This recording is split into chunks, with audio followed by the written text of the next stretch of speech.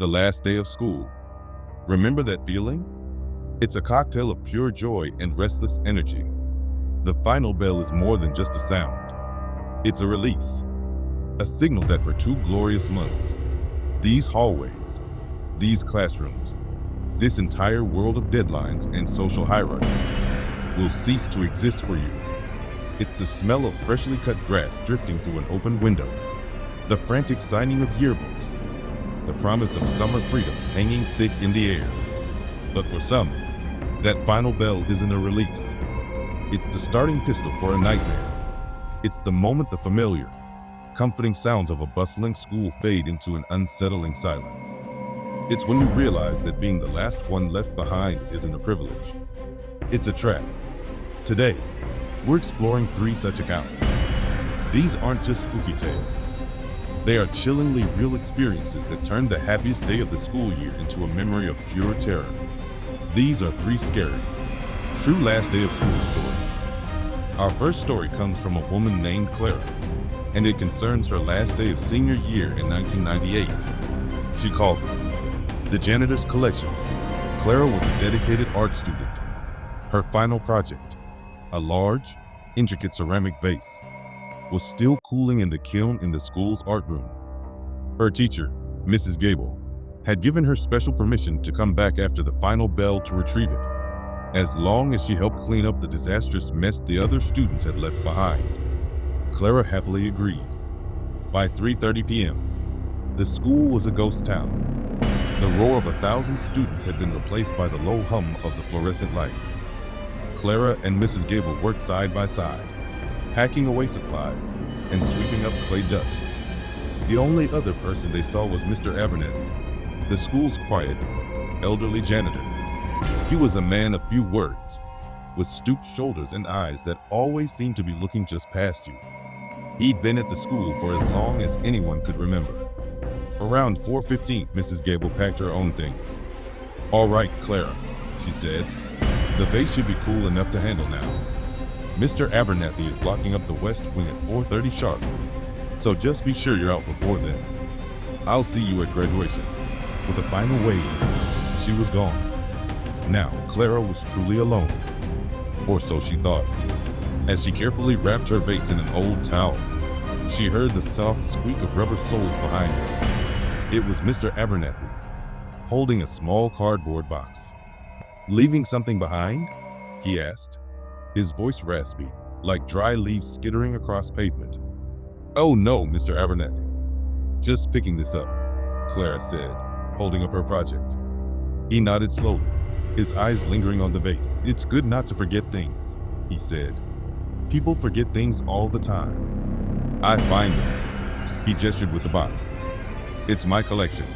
Clara, trying to be polite, peered into the box. It was filled with the usual lost and found junk. A single mitten, a couple of pens, a keychain. "That's nice of you to keep it all," she said, gathering her backpack. "The important things, they don't end up in the office," he continued, his voice dropping lower. "They end up with me. I keep them safe." A chill, unrelated to the air conditioning, prickled Clara's arms. Something was off. His tone wasn't kind. It was possessive. She gave a tight smile. "Well, I should get going. Don't want you to have to wait to lock up." She walked towards the door, but he moved, surprisingly fast for his age, to block her path. "Did you lose anything this year, Clara?" he asked. His eyes weren't looking past her anymore. They were fixed directly on her, and they were dark and intense. "No, I don't think so," she said, her heart beginning to thump against her ribs.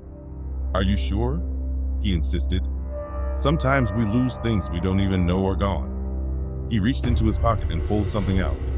It was a small, silver barrette, shaped like a butterfly. Clara's blood ran cold. It was hers. She'd lost it months ago during a pep rally in the gym. She hadn't even thought about it since. I lost that in the fall," she stammered. He smiled, a slow, unsettling curl of his lips. "I found it," he said. "I kept it safe, just like I keep all the other special things." He then tilted his cardboard box, and beneath the top layer of junk, Clara saw it. It wasn't just mittens and pens. There was a single, pearl earring she recognized from a girl named Sarah who had moved away in October. There was a friendship bracelet identical to the one worn by a boy who transferred after Christmas. And tucked in the corner, a folded, worn piece of paper. It looked like a page torn from a diary. This is the point where many school horror stories turn from unsettling to downright terrifying. Clara knew, with a certainty that stole the air from her lungs, that she had to get out. "Thank you, Mr. Abernathy, but I really have to go," she said, trying to push past him. His grip on her arm was like iron. "The doors are already locked, Clara," he whispered, his breath smelling of stale coffee and something else. Something metallic. "The West Wing is secure. Now we have all summer to find out what you've lost." What happened next was a blur of adrenaline-fueled panic. Clara screamed and threw her heavy ceramic vase, her prized project, directly at his head. It struck him with a sickening thud and shattered on the floor. He stumbled back, stunned, giving her the second she needed. She sprinted out of the art room and down the hallway. She threw herself against the main doors. Locked. She ran towards the gymnasium. Locked. Every exit was sealed. She could hear his slow, shuffling footsteps echoing behind her. He wasn't rushing. He had all the time in the world. Her only hope was the faculty entrance near the principal's office, the one that required a keycard. Praying it hadn't been deactivated for the summer. She yanked on the emergency push bar. For a heart-stopping second, nothing happened. Then, with a loud click, it gave way. She burst out into the late afternoon sun, gasping for air, and didn't stop running until she was a block away. She never looked back. Her parents called the police. When they arrived, Mr. Abernathy was gone. His janitor's closet was empty, save for a single, small cardboard box.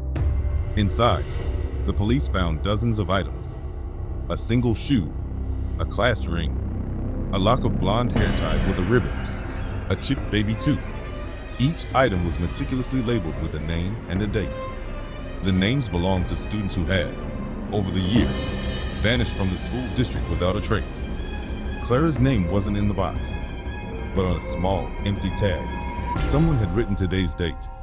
Some traps aren't made of locked doors and steel. They are made of words. They are prophecies whispered in the chaos of a celebration, taking root in your mind and growing into something monstrous over the quiet summer months. Our second story is about one such curse. It comes from a man named Leo, who learned that some signatures are meant to be permanent. He calls this story The Final Entry. The last day of Leo's sophomore year was a blur of noise and celebration in the school cafeteria. Everyone was passing around yearbooks, a frantic ritual of writing inside jokes and have a great summer messages. Leo was with his tight-knit group of 4 friends, laughing and signing each other's books. That's when Kyle, a quiet, artsy kid from their English class, approached their table. Kyle wasn't popular, but he wasn't an outcast either. He was just there. He was known for his strange, dark drawings and his habit of staring into space. He asked if they would sign his yearbook, and in return, he'd sign theirs. They agreed, of course. When Leo got his yearbook back from Kyle, he expected a simple hands, or maybe an awkward drawing. Instead, scrawled in thin, spidery handwriting at the bottom of a page was a message that made him uneasy. It read, "Leo, the summer sun burns bright, but shadows grow long. When you hear the cicadas sing for the 3rd time, don't answer the door. Some invitations should be ignored." He showed his friends. Each of them had received a similarly cryptic, personalized message.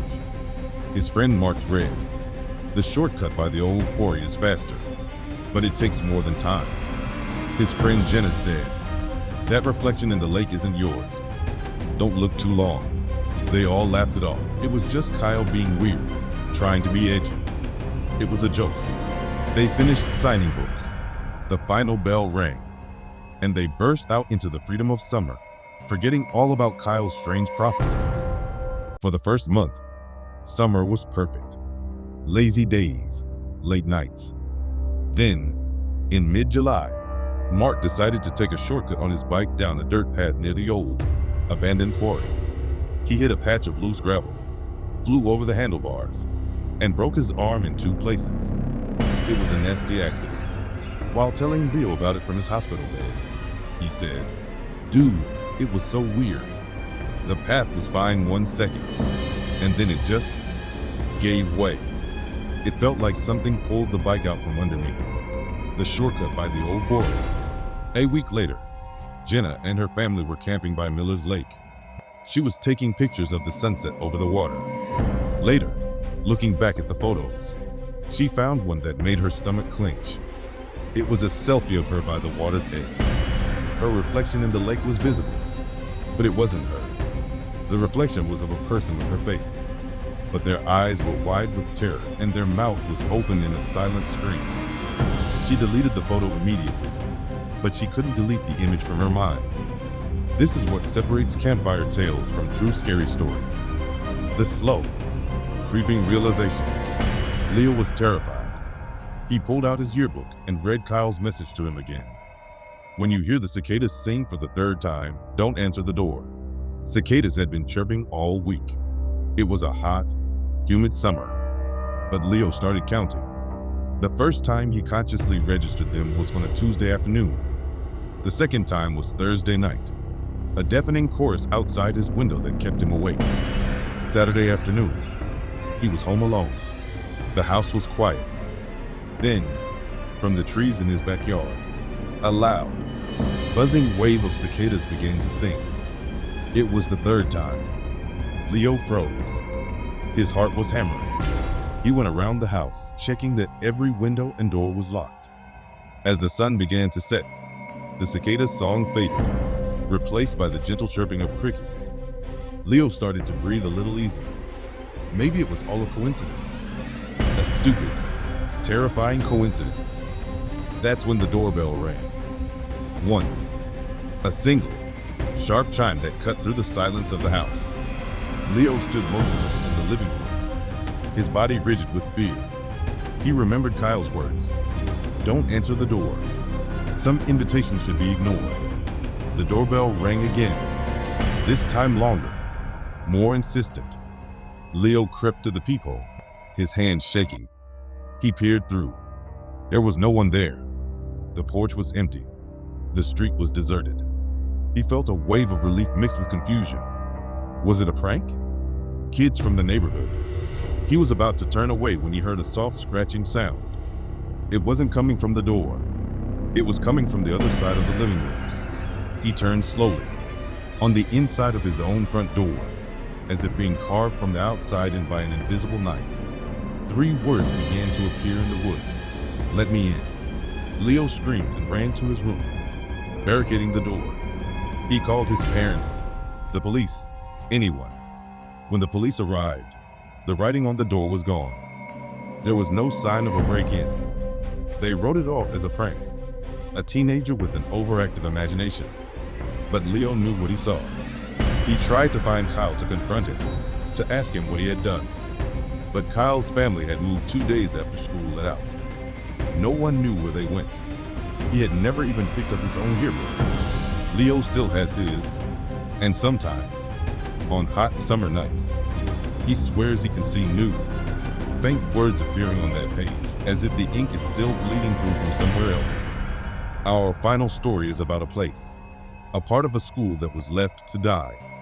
It's a tale about how sometimes the most terrifying monsters are the ones we create through our own inaction. It comes from a man named Ethan, and it took place on the very last day of his junior year. He calls this story The Silence in Sea Wing. Ethan's high school was a strange hybrid of old and new. The main building was a modern, 3-story complex, but connected to it by a long glass-walled corridor was Sea Wing. Sea Wing was the original school building from the 1950s. It was a relic of brick and ivy, with narrow hallways and old wooden lockers.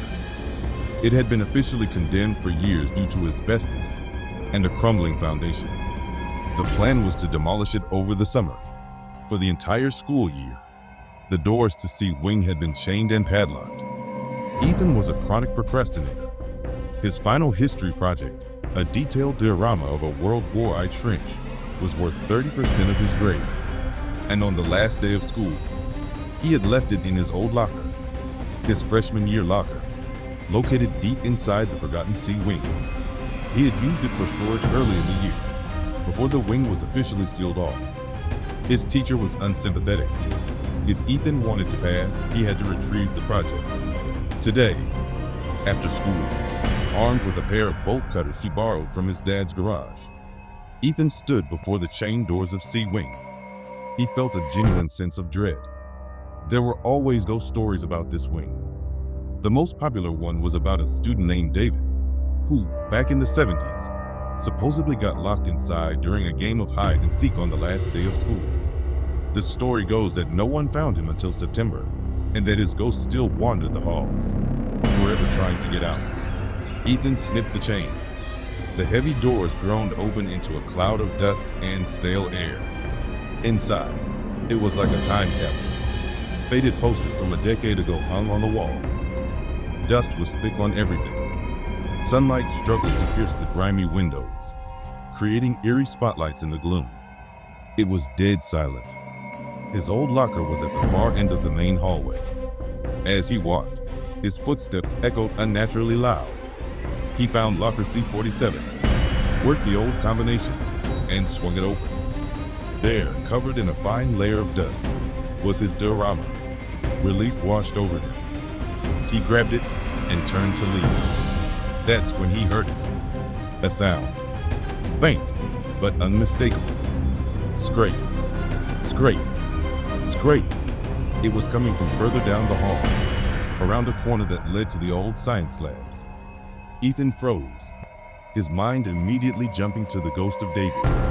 He told himself it was just the building settling, or a rat.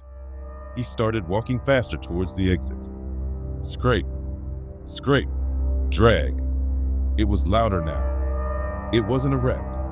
It sounded like metal dragging on linoleum, followed by a soft, rhythmic tapping. Tap, tap, tap. It sounded like someone tapping a finger on a metal locker.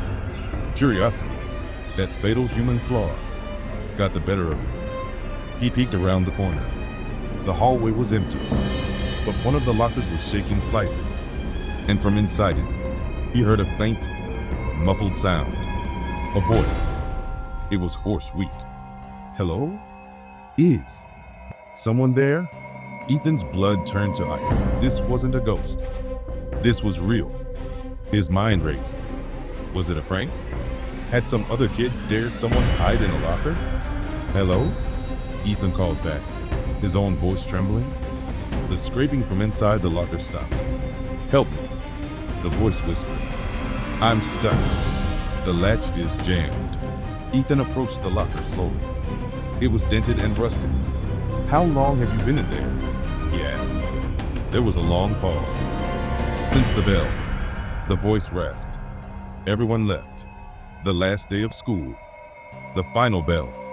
Just like the legend. Ethan's hands grew clammy. This was David, or someone reliving his nightmare. He had to help. He tried to pull on the locker, but it was wedged shut tight. I can't get it open, Ethan yelled. I'll go get help. The demolition crew is coming tomorrow. They'll have tools. The only response from the locker was a sound that would haunt Ethan for the rest of his life. It was the sound of quiet, hopeless weeping. As Ethan backed away, promising again that he would get help, his flashlight beam caught something scratched into the dust on the locker next to the one that was shaking. It wasn't old. The lines were sharp and clear. It was a single, desperate sentence. Don't believe him. Ethan stared at the words, his mind reeling. What did it mean? Was the person in the locker lying? Was this some elaborate sick prank? Or was the warning about something else entirely? Something that was also in the wing with them? He didn't wait to find out. He turned and ran. He didn't stop until he was back in the sunlit, modern part of the school. He dropped his diorama, which shattered on the floor, and fled the building. He never told anyone what happened. He was too scared, too confused. What if he told someone and they found a kid locked in there? What if they found nothing at all? What if the warning was real? The next morning, the demolition of Sea Wing began. Ethan passed his history class with a D. He spent that whole summer watching the old wing get torn down, brick by brick, haunted by the sound of weeping and the image of those 5 words scratched in the dust. He never knew if he abandoned a person to a horrific fate, or if he narrowly escaped one himself. The uncertainty is its own kind of ghost, one that follows him to this day. The final bell rings for everyone. For most, it's an ending, but for some, it's a beginning of a story they will tell for the rest of their lives, in hushed tones, to anyone who will listen. A reminder that even the most familiar places can hold the darkest secrets, just waiting for the halls to fall silent. Thank you for listening. If these stories send a chill down your spine, and you want to hear more unsettling truth from the dark corners of the world, make sure you hit that like button. It tells us you want more content like this. And if you haven't already, please subscribe to the channel and ring that notification bell so you never miss a new descent into the darkness. Until next time, stay safe.